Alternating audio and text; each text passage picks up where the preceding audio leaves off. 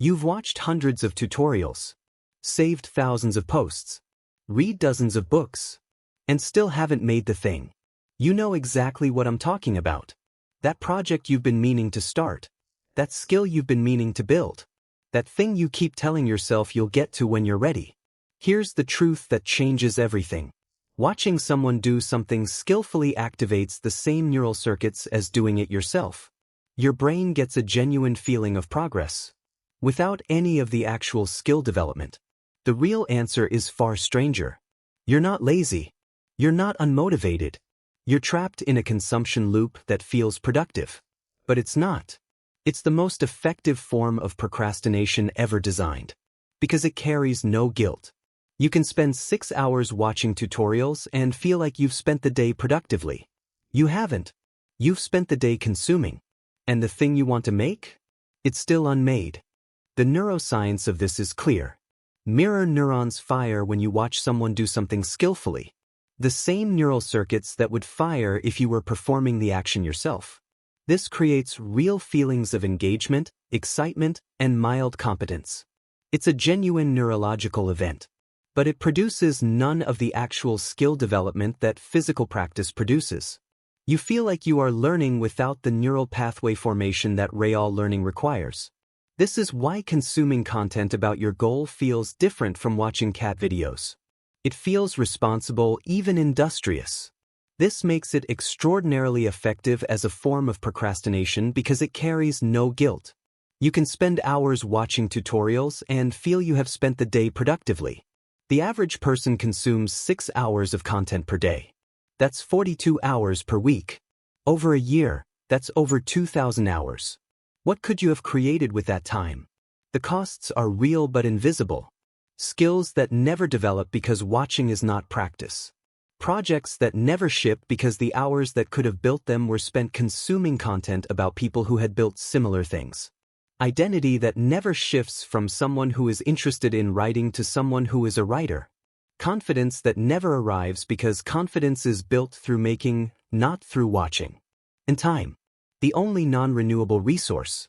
20 to 30 hours per month of consumption directly related to your ambitions. Over a year, that's 240 to 360 hours.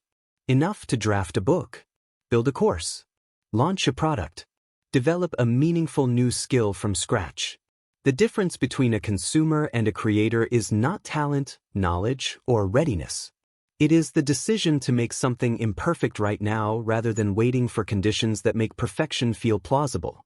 Those conditions never arrive. The shift from consumer to creator is not primarily behavioral. It is an identity change. A shift in how you see yourself. From I am learning to create to I am a creator who is learning.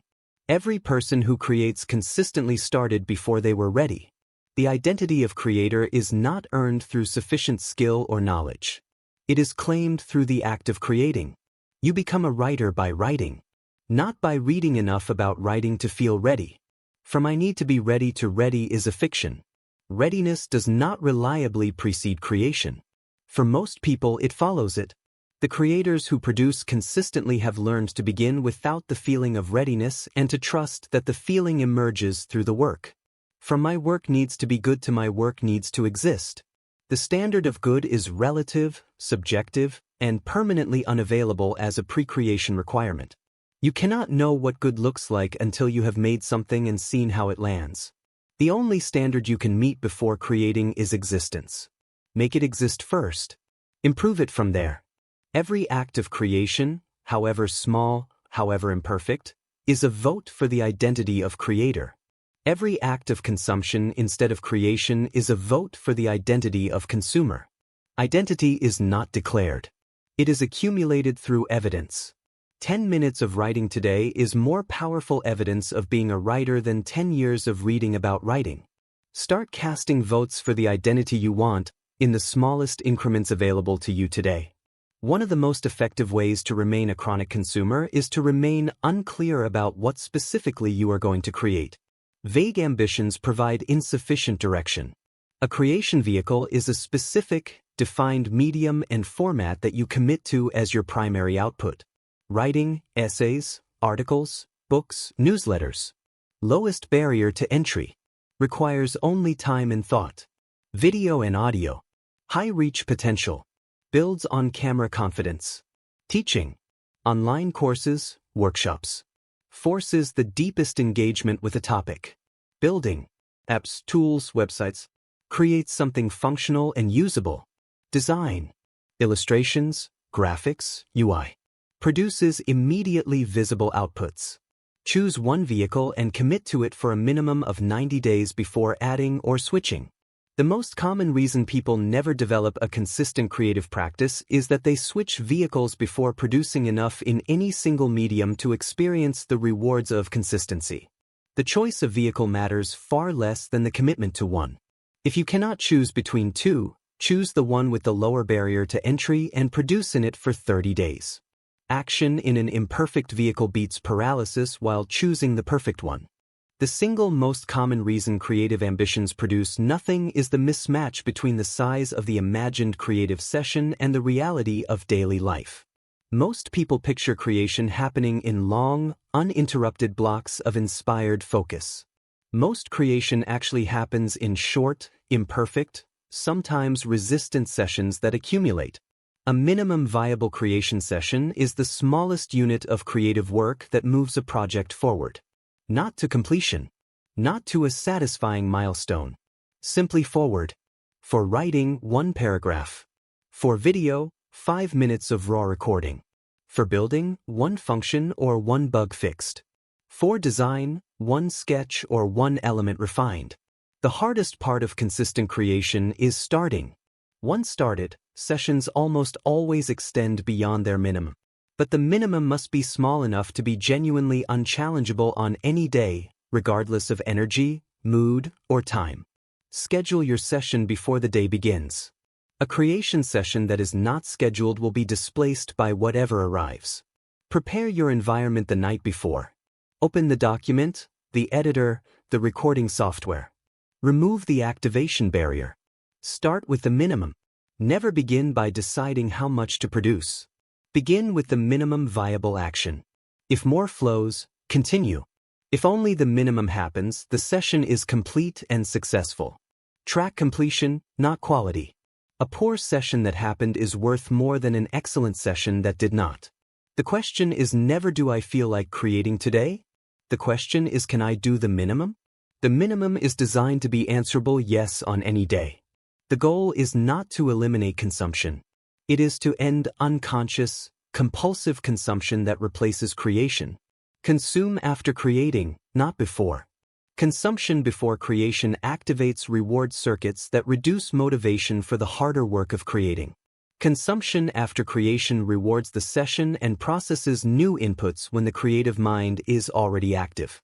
Consume with a specific question. Enter every piece of content with a defined question your work is currently asking. Directed consumption produces targeted insight. Undirected consumption produces vague inspiration that rarely translates. Take creation-oriented notes. Not summaries of what you consumed, but specific applications to your current project. Notes without application are information stored, not knowledge used. Set a consumption budget explicitly framed as input for your work. 30 to 60 minutes per creation session. Beyond this, additional consumption is unlikely to improve the work and is more likely to delay it.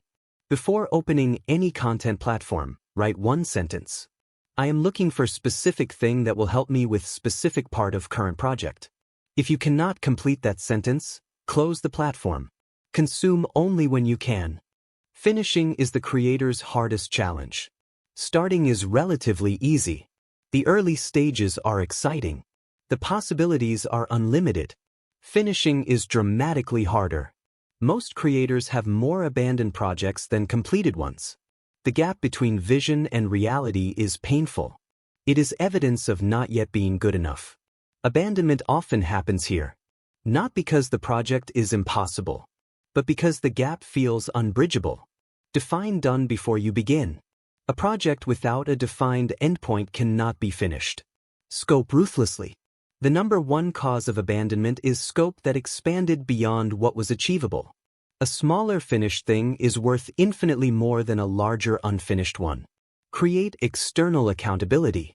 Tell one person what you are making and when it will be done. A single person who will ask provides more motivation than months of solo intention. Ship the 80% version. The difference between 80% and 100% is almost always smaller than it feels. The 80% version in the world produces feedback that improves the 90% version. The 100% version in your head helps no one. Sharing is often harder than finishing. The fears that keep work hidden are real but unfounded. Fear of judgment. Most people will not see it. Most who do will not respond. Most responses will be indifferent or kind. Imposter syndrome. The qualification for sharing is having made it, not having a credential. Fear of being ignored. Most new work is initially seen by very few people. This is normal and temporary for work that is consistently produced and shared. But 0 people see work that is never shared. Share with one person before worrying about sharing with thousands. The experience of sharing with one person and surviving changes your relationship with sharing more than any motivational content ever will. Creating without sharing is like cooking without eating. At some point, the point is the world having it. The difference between the people whose creative work exists in the world and the people whose creative work exists only in their heads is that the first group kept creating after the initial excitement faded. The world doesn't need another person who almost made something. It needs what only you can make. So here's the question. What if you stopped waiting to feel ready and started making something imperfect today? What if you replaced consumption with creation? What if the thing you make, no matter how small, is the beginning of everything that comes next? It is. The only thing left to do is start. 1 paragraph today. 1 session tomorrow. 1 share this week. That's where it begins.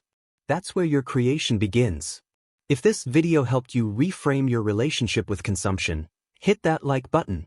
Subscribe to Playbook Lab for more practical strategies. The full Stop Consuming, Start Creating Guide, covering the consumption profile, creation vehicle, minimum session system, finishing rules, sharing practice, and your 30-day creation challenge, is linked in the description and pinned in the comments. Go check it out. I'll see you in the next video.